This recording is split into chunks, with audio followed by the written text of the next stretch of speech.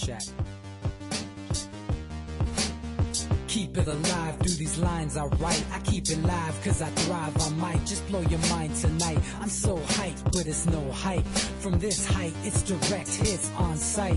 I'm your type, lend me your ears to show you that there's something in me. I'm not giving up, I'm standing right here, holding these days hostage. And I'll make this my year. We turning fear into love, and the love's in the air. I love doing this cause nothing compares. Nothing can share that same type of feeling when you feeling and flare. They can't catch it, it's havoc. I rip to a tear, switch the scenario. My stereos, I leave them impaired. Variables start to change and they're all in my range. I just gotta grab it, it's all mathematics. Every step is drastic, I make it fantastic. I'm trying to take your breath away.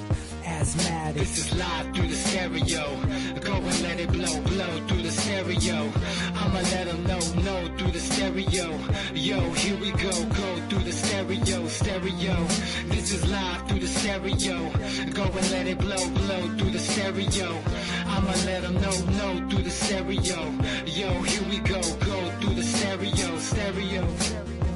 Yeah, just nod your head with it. So explicit and vivid. Every image is intricate, intimate. I put my all into it. No scrimmage and no rules. I'm a pro tool.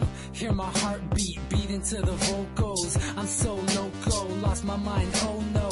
It's Ponderoso, dope, so no overdose, cause it's dope, yo. Man, this is house grown, mixed with some milestones. So I let the style flow down like the Dow Jones. Bringing it with some foul tones, letting the crowd know we getting loud, so it's eardrum rudiments. Yeah, we bring it rude again. Move, little hooligan. Music for tuning in, full time to the 10. I'm on my clock like I told you. Hey everybody, welcome back to the Anti-Media Radio, once again with your host, Nick Burnaby, here on UCY.TV. And I'm joined here by my co-host, Stevie Schwartz. How you doing tonight, man?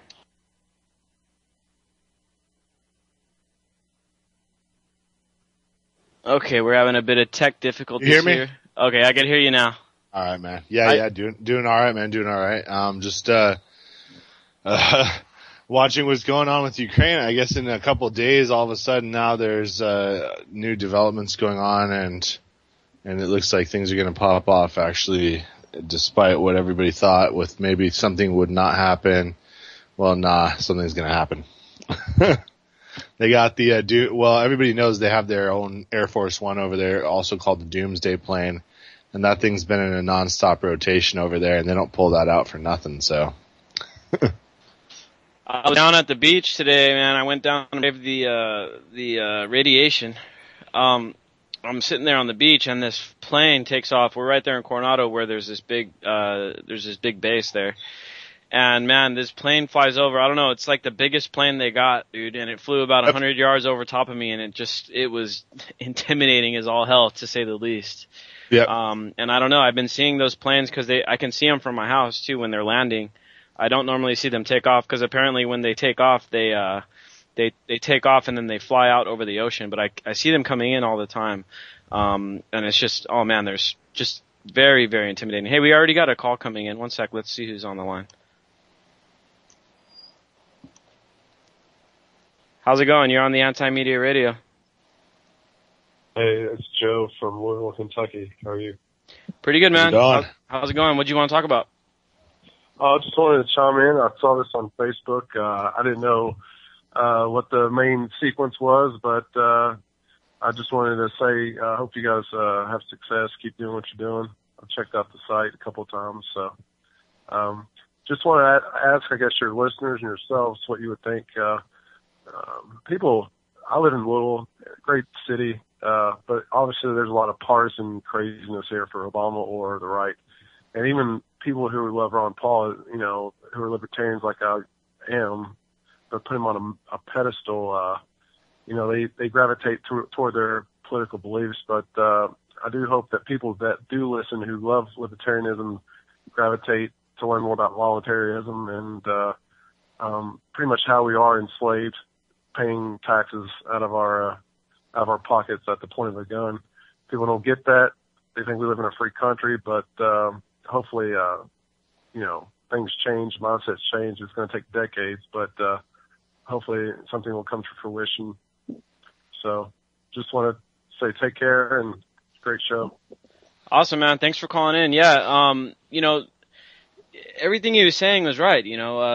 People are kind of radicalizing now just because the situation is getting so bad, and it's kind of the same reason why we get these people popping up as terrorists in the Middle East. It's because they get radicalized, and the American public is getting radicalized now because the economy is so bad. So we're getting driven into these left-right beliefs.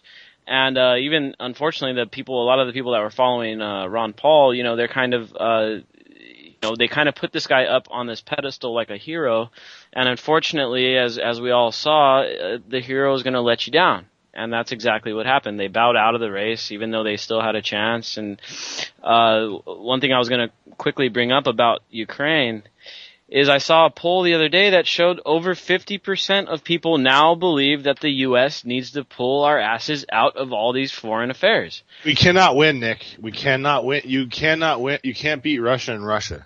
You can't do it. It's proven. Even if we use all our tech, you don't think they have tech. I mean, unless we're at a ridiculous level, we're going to be dropping gigantic robot soldiers or some crazy stuff no one knows about. We're not so far ahead where we can go in and invade them. See, it's invading them. Ukraine is on their border, so it's their territory, man. They know it front and back, and now they got insiders. I know you saw probably earlier today that there was a huge, more or less, kind of a riot. More or less 1,000 people had a fist fight, half pro-Russian, half pro-Ukrainian in Kiev. That's where it is now. It's in Kiev. Kiev's in the middle of the Ukraine. So like I said weeks ago, they'll cut it in half. One part to the west, one part to Russia. It becomes the buffer zone that Russia will be comfortable with. And then the banksters get half a country that's rich with a lot of resources. Yeah, man. And, this may be how they had wanted it to play out the whole time. Like I said, they're just carving up Ukraine. Half of it goes to the banksters, half of it goes to the Russian oligarchs. And everybody's happy. Well, all the people in power are happy. They're not happy, though, because they've been basically saying that Russia decided to not play ball. What they said was we had China in our pocket, willing to go along with what we had to go into the new basically currency reset and the full implementation of the police state worldwide. But Russia decided no. Putin decided he couldn't trust what was going to happen. He trusted more in human beings than in technology or in even an ideology like the Chinese do so fanatically, that they believe that this communist state can last perpetually provided they put enough surveillance on their own people and enough people with guns around them. Well, eventually the people with the guns see what's going on and they turn against the other people telling them what to do. It happens time and time again. Yeah, and this stuff and this whole lead up here, man, and it's so reminiscent of World War I, where we had this powder keg over there in the same area in Serbia, and then now World War II, where it was. You remember when Hitler and Stalin agreed to split up Eastern Europe, and then they distrusted each other so much that Hitler ended up just going and trying to invade Russia, and then they fought, and then they ended up fighting each other instead of having it up like they had agreed. And we very well may be dealing with the same type of situation where they had initially said, "Hey, look, let's have this place up." And look at them; they're unarmed. We are responsible for disarming them. And now, guess what? We got ourselves into this entangling alliance, just like what started World War I. Just as I think it was Thomas Jefferson or one of these guys, Benjamin Franklin maybe, that said, "Hey, let's stay out of these entangling alliances and let's just make friends and trade with everybody," which was great advice. And unfortunately, the powers that be didn't learn anything from World War I and World War II, and now they've got even more entangling alliances. So now, according to this international law, which is unconstitutional, we're obligated to go in and protect Ukraine when Russia storms across the borders, which could happen any day now. But who's going to run out of money first? Is it going to be the IMF or is it going to be Russia with absolutely enormously massive resources? People don't understand what Siberia is. Siberia is half of all of the world's usable resources, meaning stuff like heavy earth and rare earth metals and stuff that you can make with like tanks and planes and bombs and a lot of gas and natural gas. I mean, they're loaded, timber, you name it. It's all right there. And if they get China basically more or less to just back off and leave them to themselves, it's not gonna be fun, man. It's not gonna be a proxy war. It's not gonna stay right there. It can't. Yeah, and it seems like, these guys aren't going to, like you were saying, they're not going to just back down like we thought they were because Europe has so much reliance on Russia. Now, the only major country in Europe that really stands to defy Russia is probably Germany, because Germany has mostly solar power now, and they have some of their own gas reserves and stuff. So it may come back down to these lines that we've seen drawn in the past 2 world wars, where it's Germany that's one of the major players. And then you got Russia to the east, and of course you got us and England and the IMF on the west. And, it's not shaping up to be pretty. Now, the American people, according to the polling numbers, are not interested in getting into this war. Now, that's not saying that it's not going to happen, because all we need is one big false flag, like we talked about a few weeks ago. One big false flag, and then everybody's a patriot. Everybody's down to fight. And everyone's ready to go kill for this stuff, just like they did after Pearl Harbor, just like they did after 9/11. This is not Iraq. I mean, people maybe aren't going to get that we're fighting another superpower. This is a legitimate superpower. When the Great Wall fell, so to speak, when the Berlin Wall fell, it's not like they lost all their technology and all their money all of a sudden. The only thing that happened was they just went back onto a world market, and they actually got probably more powerful as a result of that. They're stronger now. They don't hold as much land, but hey, they control all these eastern states more or less, or they just shove them around.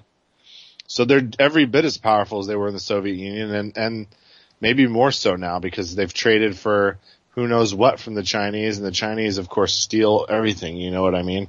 So they probably are not too far behind us. It's not going to be an Iraq situation at all, or Afghanistan. Definitely not, man. And this kind of segues right into our main story tonight. This is huge, and I'm sure you saw the news. It's kind of been ignored by the mainstream. A few outlets posted it. The funny thing is that all the articles that came out about it were highly misleading. But America has been the largest economy since 1879. Wow. And emerging out of World War I, we became the largest superpower. Mm-hmm. And after World War II, it was only us and Russia were the 2 superpowers. Right. Now, according to the World Bank, and they changed their formula about how they calculate the size of your economy. And according to the World Bank, by the end of the year, China is on track to become the world's largest economy.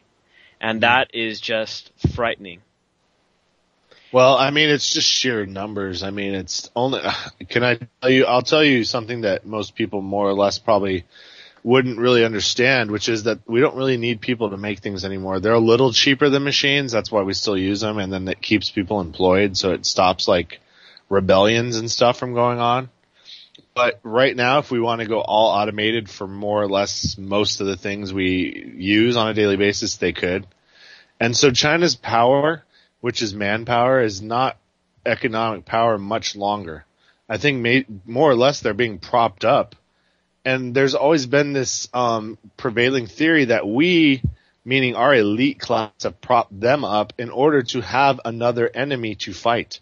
Because without that, the wartime economy cannot continue. We would rather pick 2 superpowers off, Nick, than have 50 proxy wars worldwide.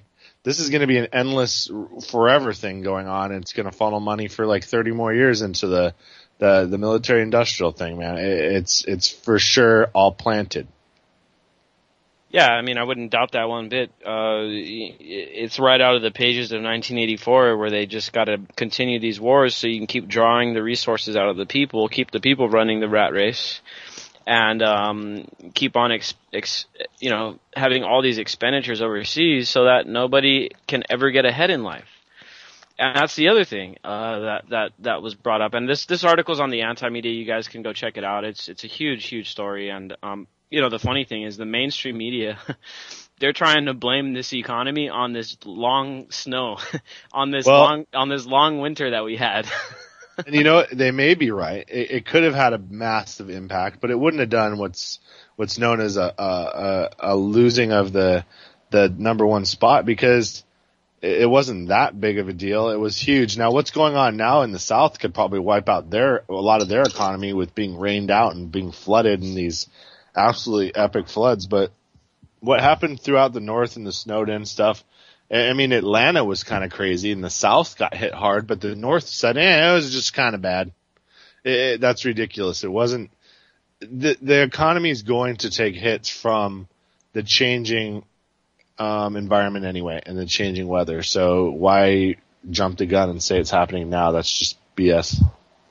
Yeah, man, and all of these countries are facing extreme weather. So, you know, the fact is that everybody's harping everybody. I think it's been proven with people that show satellite imagery of how weather systems just will basically start out of nowhere. Like, they'll just have intense weather. It's not like anything's building up at sea anymore. Everybody's harping everybody. This one that's hitting in the South right now is really weird. I don't know if you saw the satellite imagery, but it's like right there at the panhandle of Florida.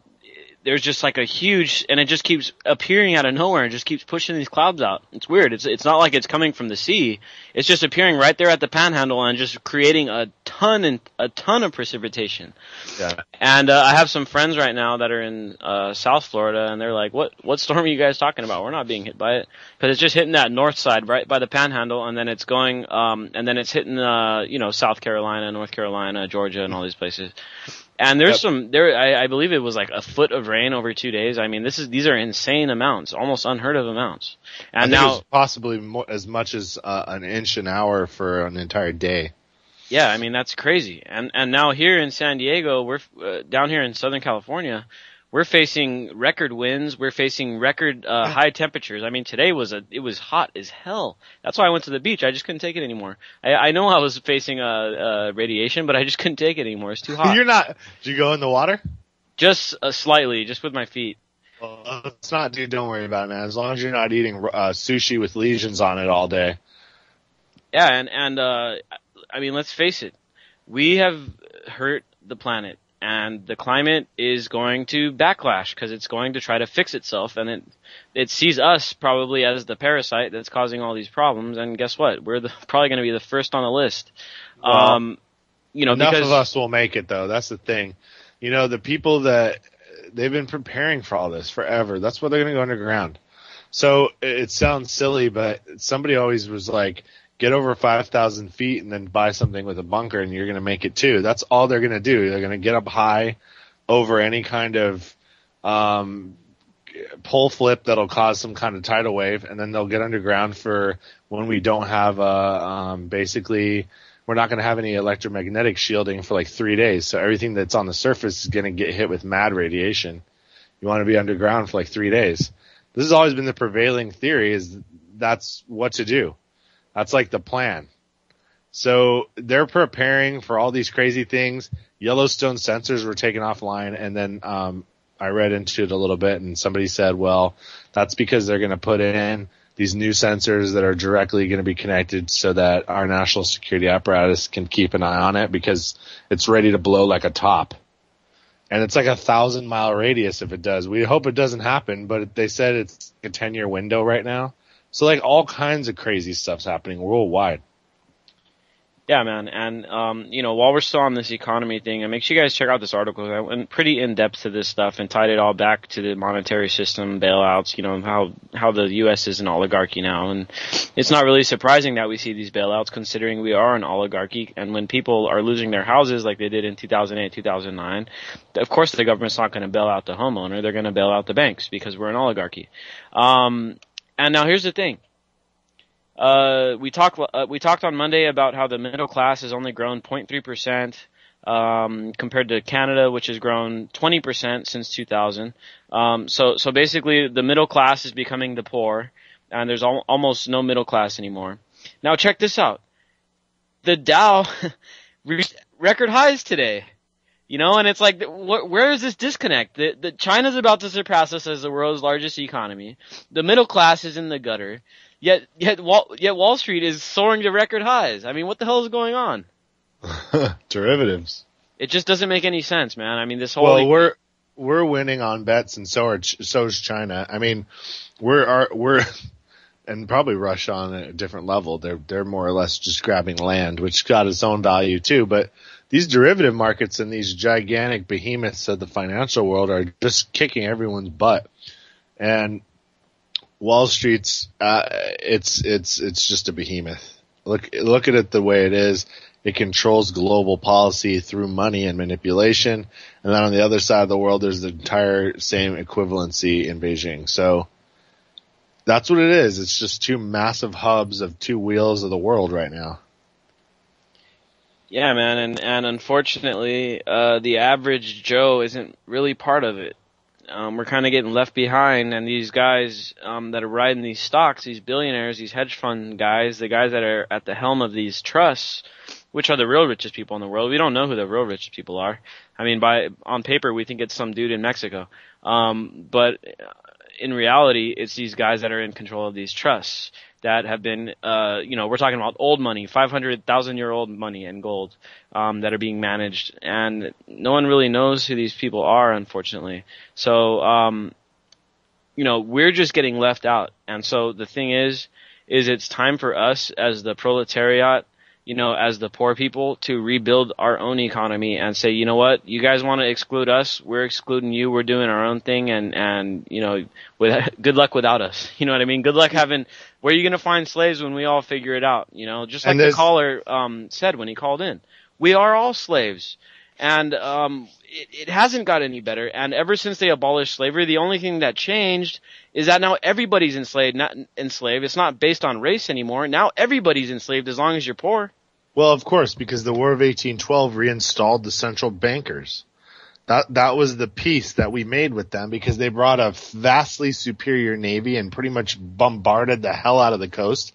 And so we said, fine, you can bring your banks back in. Stop bombing us. They couldn't invade us, but they just kept screwing our ports up. So that's what happened, man. 1812, they came back in. 100 years later, they took out the gold. And then what? In 73, Nixon said, well, we're going to just empty out Fort Knox and fuck all y'all. Come take our shit if you want it. And that's where we're at now. Now other countries want to come take it. That's where we're at. And they think they can. And we're at the nexus point. Yeah, man, and let's look. The first heist was in World War I, and that led us into the Great Depression, where they really pulled a heist and they confiscated all the gold. And then in Vietnam, Nixon closed the gold window, which really sealed the deal on all the average Joe. All the rich people got real rich after that, because they were real close to this fiat system and the creation of money. And, of course, we all know that the banks were receiving money from the Fed at 0 interest, loaning it to the government, and getting paid back at like 4% interest, which basically means that all the banks are on welfare paid by us. It should be the other way. Shouldn't it be that the banks who make billions and billions of dollars are taking care of the poor people? But unfortunately, I was just going to interject really quickly that they provide no more than a government really does, except on the financial sector, which is simply administration and ease of transactions and commerce. They're not supposed to be all powerful like they are now. It's that we allow the condensing of power. Power needs to be split up, and money needs to be split up, and they can't become monopolies. There can't be financial nor governmental monopolies on any section of the earth, because at some point there becomes a group that just dominates everyone else. And if we get to that point, then it's war. And it just keeps happening over and over again. Different groups need to have their own spot on Earth while we're still here. And then when we get off, everyone can have their own planets. Exactly, man. Exactly. Now, back into this foreign policy stuff, because, foreign policy is a huge, huge problem in this country, and our foreign policy is just completely ass backwards and illogical. Apparently there's 4 Saudi princesses being starved to death. Right. In Saudi Arabia because they were, I don't know, doing something to help women's rights or whatever, and now they're starving these women to death. Didn't they drive or something? Something like that. I mean, something just insane. And it's like the U.S. has this selective humanitarianism. So when it's profitable or when it's politically convenient, then we care about human rights. We care about women, we care about minorities and the poor and stuff. But when it's one of our allies that we get oil from, or that does our dirty work in the Middle East, or whatever that Saudi Arabia does, which maybe they probably do a little bit of both, then we just turn a blind eye. I mean, we don't acknowledge it. We don't talk about it. I don't remember the last time anyone has said in the media anything bad about Saudi Arabia. They don't. Because the media is controlled. I mean, and then you can always go under the veil of, well, you know what? We need to focus on our own culture. We're not the culture police of the world. This is an ancient culture. This is what they've been doing for eons. They're way older than we are. We're only 250 years old. Who are we to tell them what to do? Not only that, we depend on their black oil.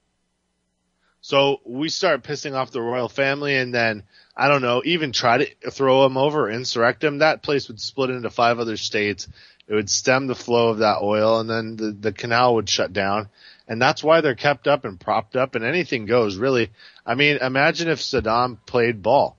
He did at one point, and watch the movie The Devil's Double, and you'll see what they were able to get away with. Literally murder within their own country because they were unchallenged. They were just pure tyrants, and that's how it is in the House of Saud. I mean, that seems to be the way. They're somewhat progressive in some ways, but, man, that stuff's just pretty harsh and extreme. Yeah, man, it's just this selective humanitarianism, and whenever it's convenient, whenever we want to overthrow somebody, just like we did in Ukraine when we came out and said, hey, we got to protect the protesters, you know, and then when when it was the pro-Russian protesters, oh, now they're terrorists, now they're just terrorists, kill them all, we don't care. We'll hey, you want to kill the protesters? Okay, we'll give you as much money as you need. How much you need? 50 billion? Oh, okay, no worries. You know, and it's just another one of these things, man, where it's just illogical. It's become so obvious now that when they try to go in and protect people and protect human rights, it's just so superficial. And I think everybody is basically seeing through it, and thankfully these poll numbers are kind of starting to reflect it. We see it on the internet, even though Facebook's trying to censor us down. We see the growth of the movement, and people are coming around to these ideas. And now, the only way they can get us into these wars now is by false flags. And they tried to do it in Syria. Fortunately, we were smart enough to say, okay, well, come on, dude. You think Assad's really going to use chemical weapons right now? Especially when Obama said that we're going to bomb them if they do. You know, it was like literally a few days later when the first report came in, oh, he used a chemical weapon. No. And who stopped us being able to go in there? What action took place? This is why Ukraine's happening right now. People need to get that Ukraine is the backlash from Syria. Because they weren't able to move their chess piece there, they instead moved it somewhere else and forced Russia's hand, and Russia in effect lost kind of half of that territory. Now what happened instead was, instead of there being some kind of puppet state in between, now Russia's just bigger, and now the Ukraine's cut in half, but they're a complete puppet state to the west instead. And that's just kind of strange, but that just seems to be the way that it is. Crimea is officially a Russian state, I believe, as of right now. And all the major dachas and you know, beach resort type stuff that the elites have, that was all Crimea. So they just annexed it. You know, it can happen still in the modern day. It's kind of weird that happens, but this is how the game of chess is still played, I suppose. Yeah, man. And unfortunately, there's not much we can really do about what's going on with Russia. I mean, we can hope that they wake up, and we can try to wake the people up over there. But our real responsibility as being citizens of this country or corporation, whatever you want to call it, our responsibility is reining in our government. And let's face it, our government is the biggest tyrannical gorilla on the block. Well, think about it. We can't get anything done over there because they don't want to listen to anybody. But we can definitely make it so that it's very unpopular to do anything here. And us becoming involved would only make things 10 times more bloody. I mean, could you imagine the hardware being moved over there probably as we speak?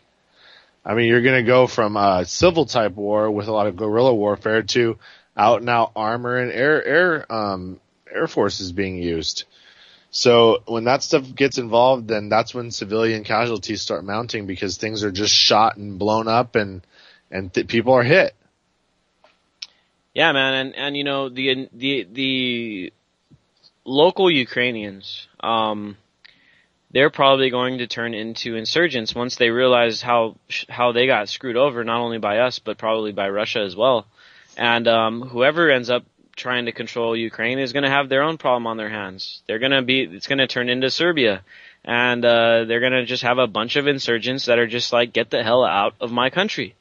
And just like we have in Afghanistan, man. These people are just trying to get us the hell out. These aren't your typical terrorists. These aren't Al-Qaeda. These are just people that don't like us being there on our land, sucking dry all of their opium, sucking dry all of their lithium and all their resources, and they just want everybody out. They fought the Russians off, and now they're fighting us off. And I think Ukraine will probably do the same thing. Unfortunately, we're probably going to waste a lot of our manpower, resources, money, military resources and things like that, and so is Russia. But in the end, whoever ends up in control is just going to have another problem on their hands. And the problem isn't with the government isn't going to have the problem, because the government benefits from all these insurgents, because then they get to keep on spending in their military industrial complex. The problem falls to us, the guys that actually end up having to pay for all this shit. Well, everybody's paying for it. I mean, Everybody is. The Black Ops budget is enormous. It's doing horrible social damage to the entire world, and you have to think that it's all tied in too. The poppy seeds are paying for all these illicit wars for us to fight against an enemy that keeps changing. We never know why we're fighting anyone and for what. And it's always for these botched, like you said, false flags. So nobody knows what the hell is going on, who does what, and it's one tragedy to the next. And it's just psyops on everyone from who?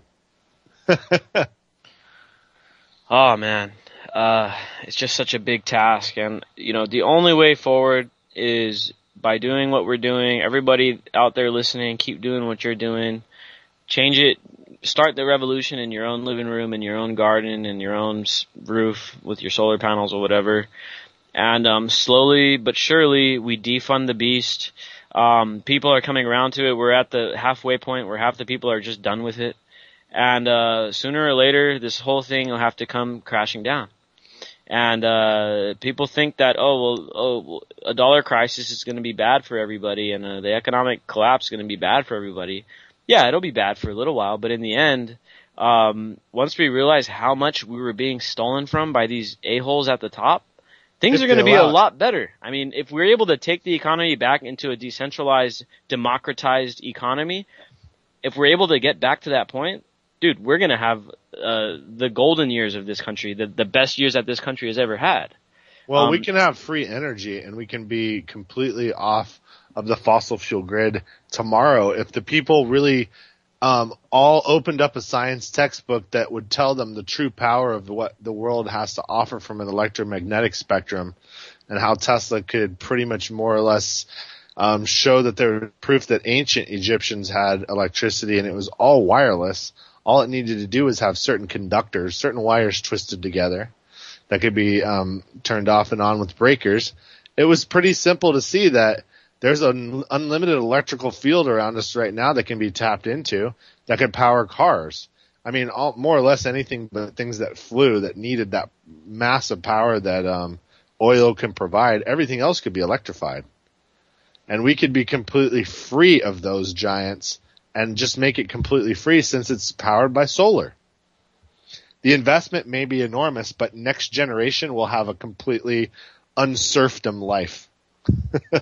Yeah, man, and judging by our fans and realizing that a lot of our fans and followers have kids, and I think that's what is really flipping the switch for a lot of people. I know you and me don't have kids yet, but a lot of the people I know that are involved in this March Against Monsanto, that are fans of the anti-media and stuff, are young parents, and they have kids, and then once they have a kid, they realize, or like this guy that came and interviewed me for this documentary the other day, his girlfriend or his wife is pregnant, and then it hit him. He realized, he's like, damn, dude, I'm about to have a kid, and this world is so screwed up, I gotta get involved, and believe me, these people are gonna teach their kids the right way.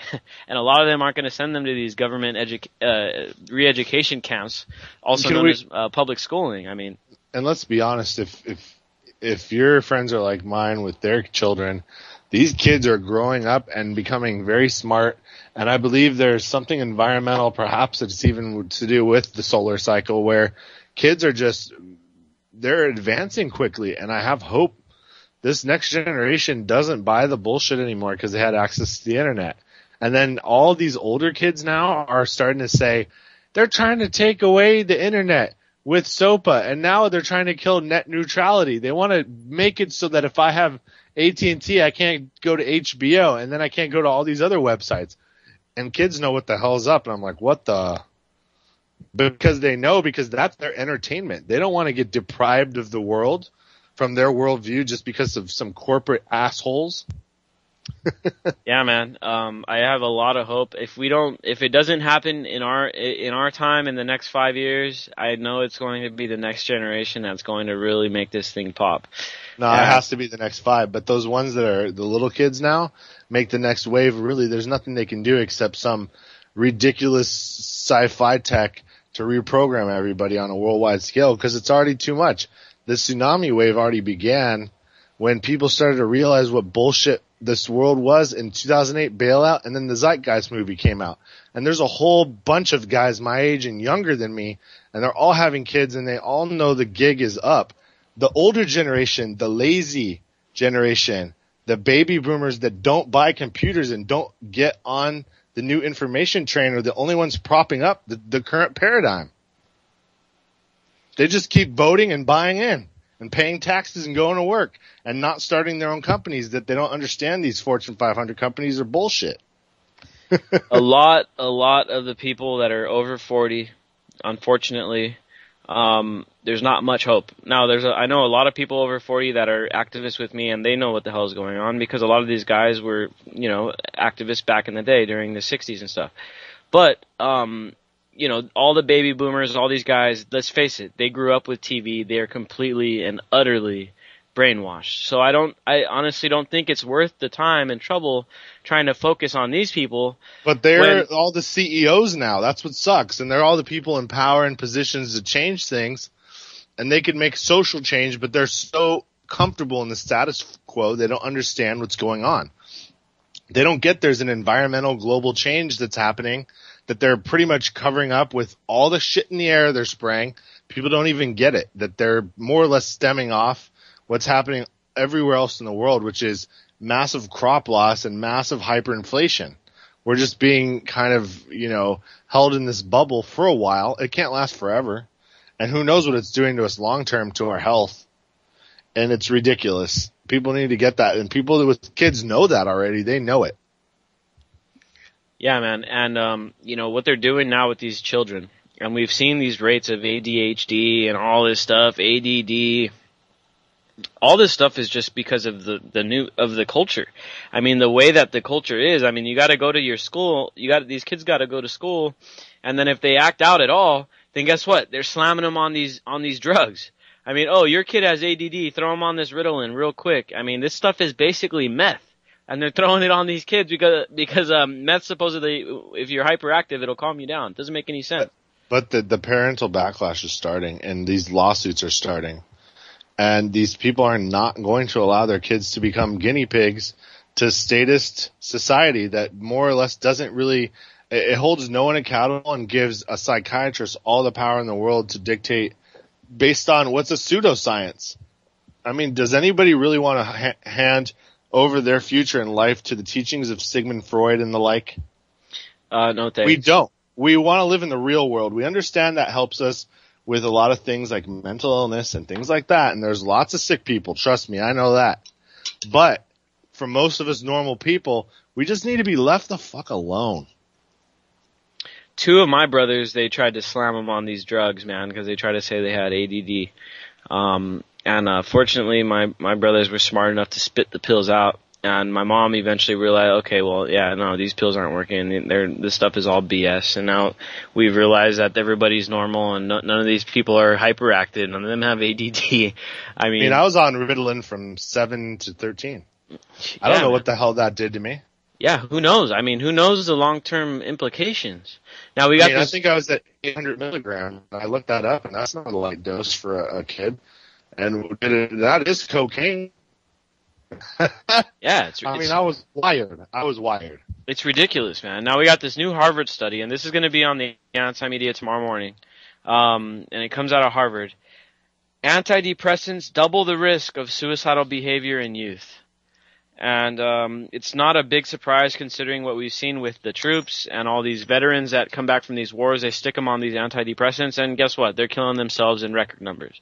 So obviously the same thing is happening, and it's so ironic because you're putting these kids because they're depressed, and you're worried that they're going to kill themselves. You're putting them on these pills, and then the pills double their risk of suicide. How does that make any sense? You want to know what just a paper I read about it was. This is their logic behind it.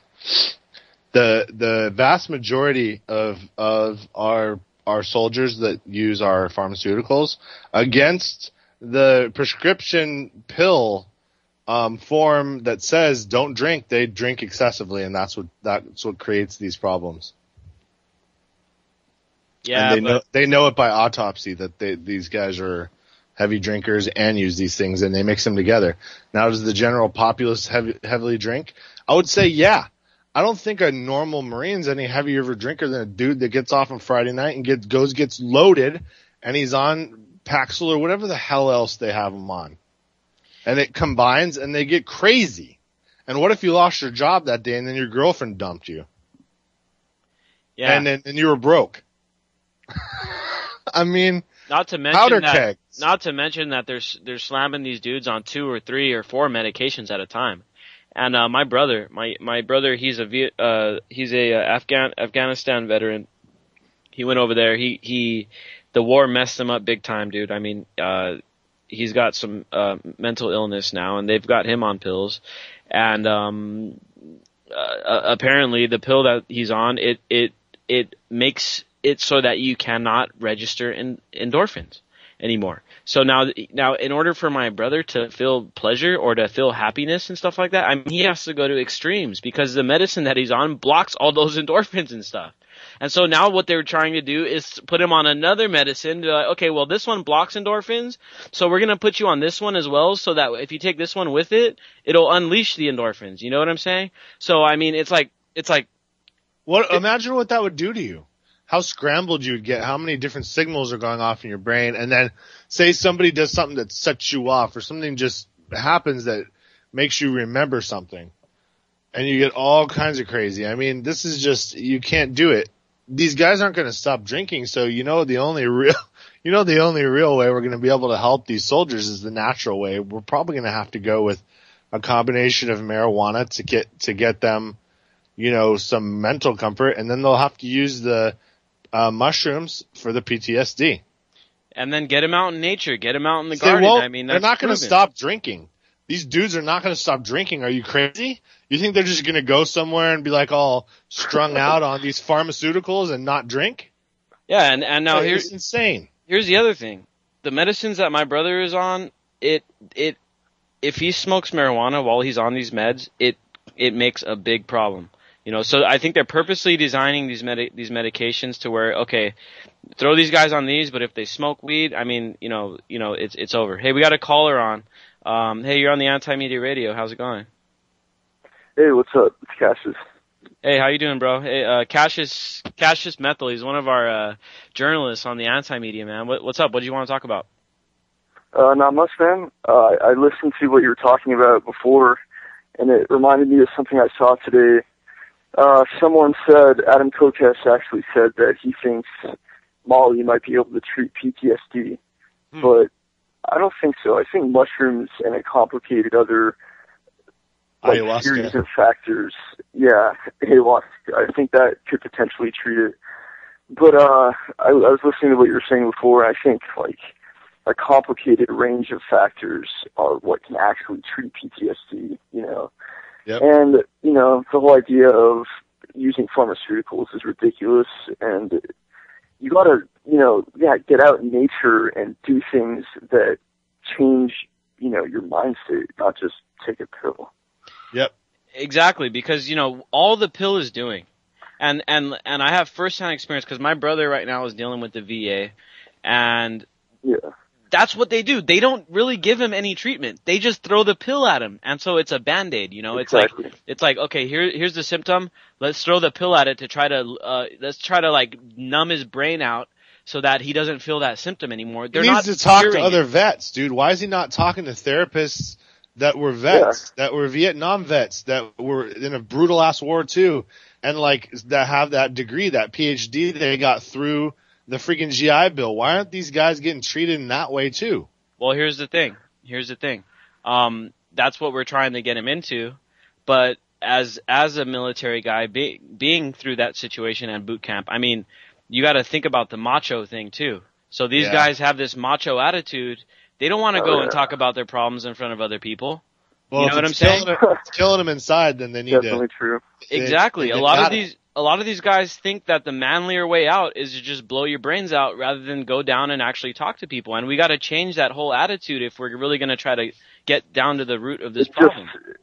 It just takes a lot of people visibly and noticeably having the courage to create a new paradigm, you know, with their actions and, you know, just doing what they will do. I think there should be like a realm of independent therapy, but the government requires things like licenses and all these ridiculous things that people have to meet as requirements to monopolize those fields. So I think there should be, you know, like independent therapists and people that, you know, think like us and can just, you know, I think that the solution to a lot of these problems in society is just creating alternatives, and there should be no ridiculous, nonsensical requirements for creating that alternative, like licenses and requirements and blah, blah, blah, you know? Yeah, exactly, man. And well, it's like a fishing license. What is that? Are you going to use that to restock? What are you going to use the money to restock the fish? Because it's always an arbitrary $10. That's not going to do anything. So someone's just pocketing that somewhere. It's just capitalizing off, you know, something that someone needs to get. You know, Yeah. So it's anything arbitrary. they can do or exploit, they will. Oh yeah. Now, especially with this whole idea of taxing interstates, and every time you change state, you're going to have to pay a toll to get through to the other state, and they want to basically. They want to get paid off of these states because they know states' rights are going to start becoming so prevalent soon with the backlash when the economy does collapse that they want to keep people in their own states to try to control them better. The more ridiculous things they do, like the more fees they make people pay, the more obvious it becomes to everyone with any, you know, sense of critical thinking that they're just capitalizing off of it. I think it's almost beneficial for the paradigm shift for these things to happen that are so ludicrous that it really makes people that are like not even thinking about these things be like, what? Yep. It's going to make all these people basically come out into the light, and we're going to have to deal with them, and it's going to be awful. I know it will, but we just got to do it. It's like everybody's ever said, there is a paradigm shift. We've already had so many ages where different advanced civilizations destroyed themselves. Are we going to do that, or are we going to be able to boot these dudes out and take it back? I think as long as they don't do some kind of extremely dramatic psychopathic thing like, you know, put us all in camps or like attempt some shit like that. I don't know about that. Like, that's a really complicated situation, but yeah, unless they do some kind of Yeah, we just want to. What we all pray for every day is a natural, organic evolution into something better than this, and realize that we're going to stretch some resources. Then we got to realize we got to go back to these micro communities surrounded by farms. We got to do it. We got to get solar powered. We can't expect to be able to. You can't expect to be able to go on plane rides everywhere and be going to Vegas and shit. It just can't fly anymore. Yeah. But we can still have bomb lives. Trust me. Hey, Cassius. You wrote an article yesterday on the 1 year anniversary of this douchebag judge that was selling these. They were selling these kids into the prison system, and we wrote an article about it yesterday to commemorate the 1 year anniversary. Try to make sure that this atrocity doesn't die off into the interwebs. You want further looked into, Yeah, man. You want to talk about that real quick and just give us some insight about what was going on, and you know, what do you think we can do to try to prevent this stuff in the future? Yeah, absolutely, man. I think that people that are, you know, not necessarily in any way involved with working for the justice system, people that are citizens and, you know, people that just critically think and want things to be the way that they should be, should look into, you know, the relationship between judges and officials and private prison officials and I mean, the whole thing is built so that fundamentally, no matter what, there's just, what's the word, it's just the corruption. A conflict of interest. They're incentivized. They're incentivized to, sentence kids and anyone to higher sentences. So as long as they have the incentive to do that and they can profit off of that, there's never going to be justice. And it may happen subtly. There might be deals where the people that are involved with the private prison officials, the judges, don't even have any kind of public contact with them. But somehow it has to be investigated. And I think people just recognizing that this is a problem and that fundamentally it's bound to happen, there's going to be some change, if we put effort into it. And back to this PTSD thing, because we put a video in that article as well. You guys can find that article on the Anti-Media as well. It's about the judge selling these kids into the prison system. But there was a kid that this judge had sentenced, and he was an all-star high school wrestler, a great kid. He gets slammed into this prison. He comes out, and I'm guessing he probably had PTSD from all the traumatic whatever happened inside.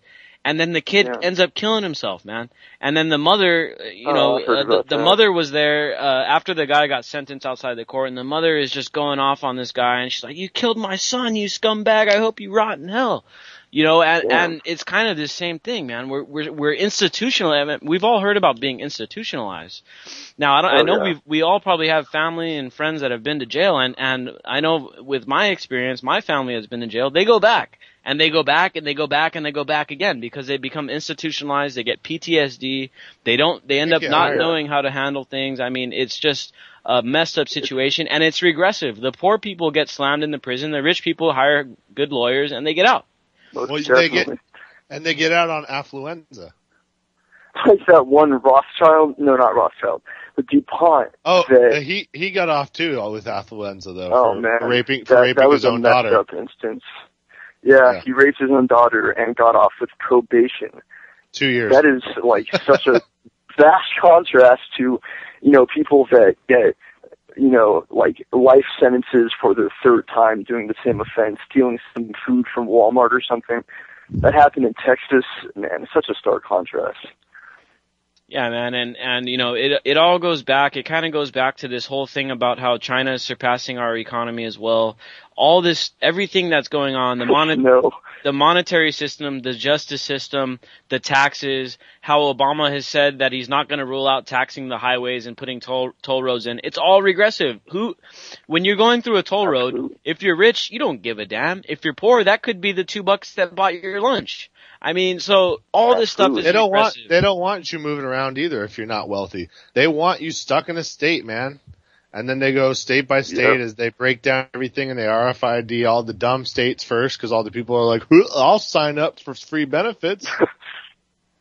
And that's how it'll start. I think that everything just has to be looked at from the perspective that the person that makes the law and the people that conspire to make the system the way it is have most definitely more than one intention with what they do and what they enforce. And there's bound to be several different intentions and, things that happen based on what they put into law. So thinking about the consequences of these things is essential, especially ways that you don't expect the law to actually have, the effects that are spoken of the law.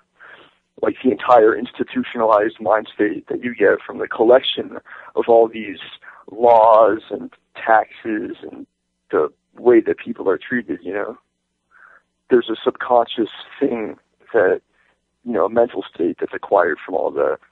Definitely. It's a chilling effect, It makes everybody, double think, it makes everybody say, oh, well, I can't think too far outside the box because if I think too far outside the box, it's probably illegal and I'll probably go to jail for it, and that's the thing. The other thing about the drug war, not only is it regressive, not only is it racist and it targets the minorities, but look, we're locking up all the thinkers. We're locking up all the people that think outside the box, the people that are willing to break the rules, the people that are willing to take the risk. Absolutely. And all these conservatives are like, oh yeah, well the businessman, they're the risk takers and the entrepreneur.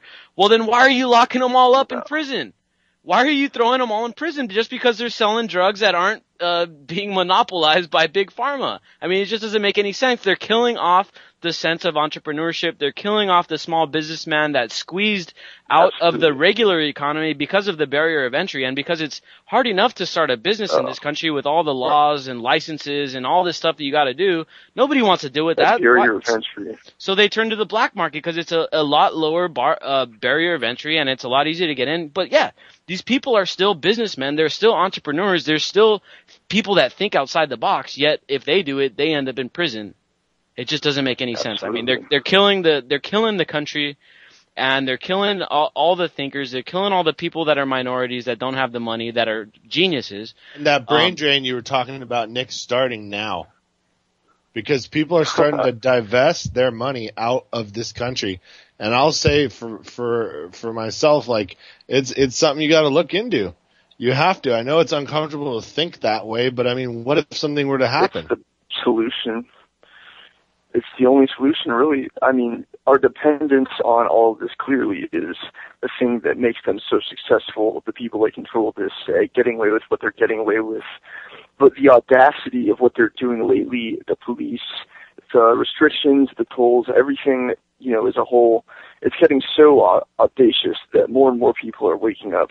And it's just amazing me every day, like, how many people outside of this small collective of people that originally woke up that are waking up now. It's just surpassing all boundaries and, type of people there are. Not that I really generalize, but you know what I mean? It's just spreading out really far, and we have a strong common denominator, us, all the people that are at the butt of this, Yeah, man, and it's like what you were saying at the beginning when you first called in, is like, the worse off things get, the more the government does these idiotic things. In a way, it's kind of better for our movement, because then the middle class gets hit. Then the middle class finally has to tighten their belt, and they're like, oh, damn, these guys weren't joking. The economy really is in dire straits, even though the media says that it's fixed. And I have a friend like that he makes like $50 a year, and he's college educated, and he's got what he thought was a good job, but he's like, dude, my $50 a year doesn't mean dick anymore. And he's like, fuck this fucking government. And this is a guy that's a Democrat who voted twice for Obama. He believes in it, man. He believes in the liberal doctrine, but he understands now that you always need to have a blend. And when one side starts to dominate and take its way over, we understand what it is. It's simply a power grab for the elite. One way or another, it doesn't matter if it's either the liberal agenda where it's giving people rights by the gun, or if it's Republican, which is corporatism. It doesn't matter. Either way, you're screwed one way or another. Yep. And clearly those two sides, are just, so redundantly, consistently proven to not help anybody but themselves. Whoever doesn't get it at this point, I don't even know. I assume they've stumbled across the information. I don't know. It takes a lot of, stubbornness just to not get it, or pretend to not get it now. Just to make finish our quick rundown of the news here, we got this racism flaring up in the media. We got the Bundy Ranch guy accused of racism, which I don't know which way to fall on this, but in the end, it's not. Forget about Donald Sterling, though. Yeah. Now, I want to talk about him too. In the end, I still stand with Bundy when it comes to what, the whole situation. I just think the guy is not a guy that we want to have running, at the forefront of the movement, because he's just so unintelligent for him to make these kind of remarks. Whether he's racist or he's just bumbling, doesn't really matter. I think they took advantage of him and made him a big figure because he badly represents this movement and what's going on. And these militiamen, God, did you hear about that? Yeah, they're not. These are the extreme guys that are going to pull the guys that just want to have a regular freaking life and be able to protect ourselves from all the nuts out there into the fold as being labeled with these guys. Now, do we need militias? Yeah, but militias need to be organized at a state level with our government at a state level, and we can control things here with our militias, but we can't just do things willy-nilly. The whole thing about militias is hella complicated, but what I read recently was that these militias apparently we're stopping people and creating their own checkpoints to ask them if they have proof of residence. I don't know if this is...